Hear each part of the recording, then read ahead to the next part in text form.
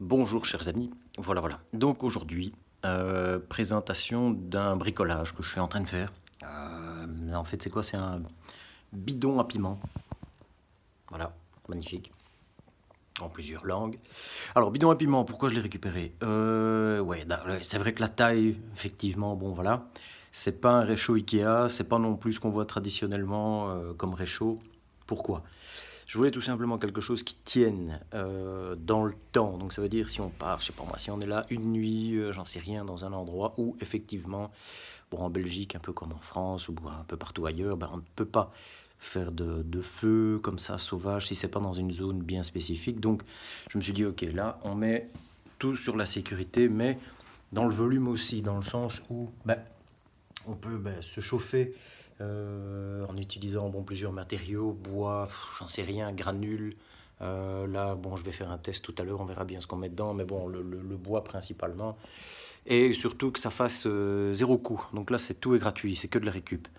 Alors le principe, c'est quoi? C'est que voilà, ici, on pourrait s'en servir comme zone de chauffe et de cuisson, éventuellement. C'est assez large pour placer une petite popote, une grille, éventuellement, faire griller quelque chose. Bon, une petite zone d'alimentation, genre trappe de visite, hein, mettre un peu de branchage éventuellement, un peu chipoter s'il y a des braises, bon voilà. Alors, pourquoi j'ai un peu tout élargi ici? Ben, c'est pas compliqué, le but c'est de pouvoir auto-alimenter le poêle à bois, dans le sens où ici je vais venir fixer, bon ça c'est quelque chose que j'ai pêché chez Teacher SDB, c'est une chaîne du Québec.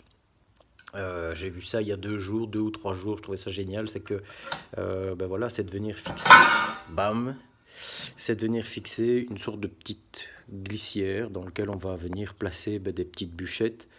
Et bon, ben voilà, ça évite que tout tombe par terre à un moment donné. Bon, quand ça chauffe ici dedans, euh, ben les petites branchettes retombent par terre. Si le sol est susceptible de mal réceptionner ces braises, bon voilà, on sait ce que ça coûte.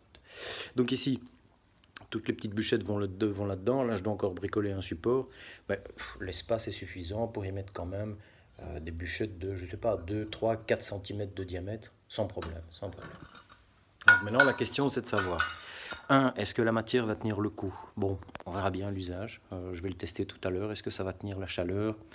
Est-ce que ça va résister à la rouille? Bon, on voit qu'ici, il y a déjà des petites traces d'oxydation. Est-ce qu'il y a moyen de le protéger? Je ne sais pas. Pour le transport, deux choses. Bon, quand il est froid, bon, effectivement, il y avait ce côté-ci. J'aurais pu, effectivement, faire l'ouverture de l'autre côté. Mais la couture du bidon, elle est également, donc une sorte de soudure, couture, j'en sais rien, un repli. Si je taille là-dedans, bon, ça risque de plus être aussi solide. Alors l'ouverture, je l'ai faite de l'autre côté. Et pour pouvoir le transporter, j'ai mis ceci. À l'intérieur, il y a un contre-écrou, c'est assez souple. Voilà. Et pour le transporter, quand c'est chaud, un petit crochet facile. Voilà.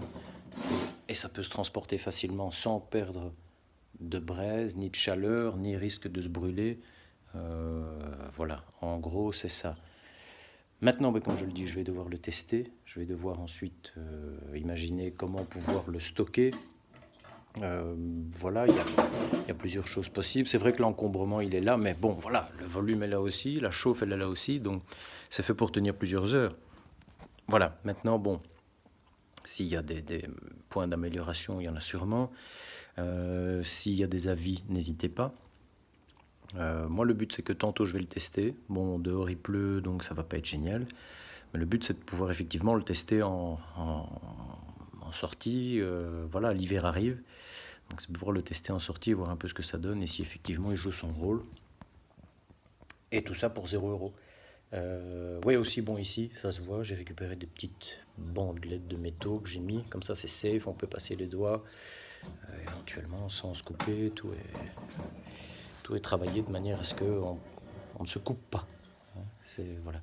Je vais continuer aussi à rajouter des petits trous d'aération. Ici, il y en a déjà au-dessus, partout. Je vais en faire un peu partout, comme ça, c'est nickel. Et voilà, à plus.